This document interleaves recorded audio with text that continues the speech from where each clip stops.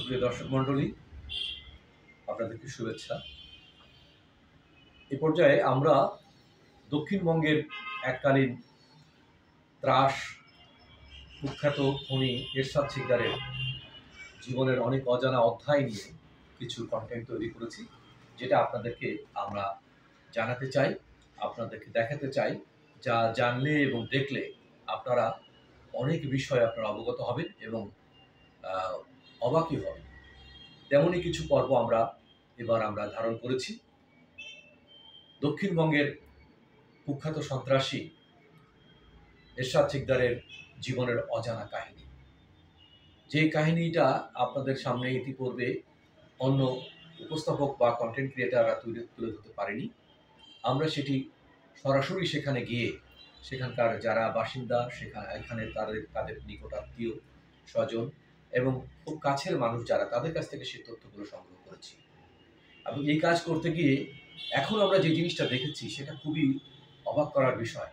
এখনও এরশাদ শিকদারের এলাকায়, তার বস্তিতে যারা বসবাস করে, তারাও কিন্তু তাকে এখনো ভয় পায়। তাদের কাছে মনে হয় যে এরশাদ শিকদার বোধহয় এখনো জীবিত আছে এবং তাদের সব কথা শুনছে।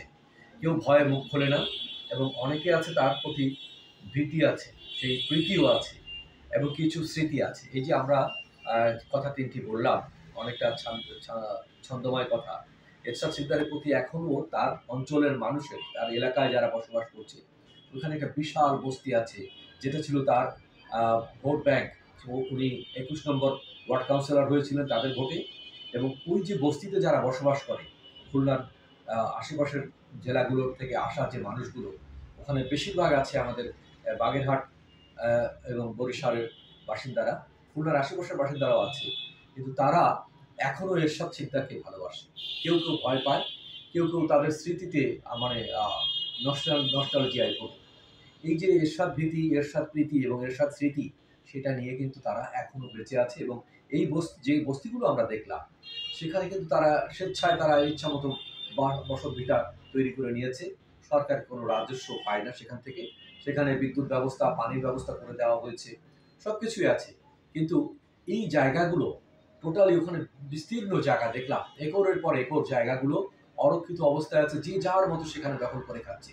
গোডাউনগুলো পড়ে আছে, সেটা ইউজলেস, সেখানে কোনো ব্যবহার করা হচ্ছে না। অথচ সেটা সামান্য সংস্কার করে ভাড়া দেওয়া হয়, ওখান থেকে কিন্তু সরকারের একটা মোটা অঙ্ক রাজস্ব প্রতি বছর আয় করা সম্ভব। ওই রাস্তার এক পাশে হচ্ছে আপনার রেলওয়ের জায়গা, আর নদীর পূর্ব পাশে যে উত্তর পাশে যে জায়গাটি,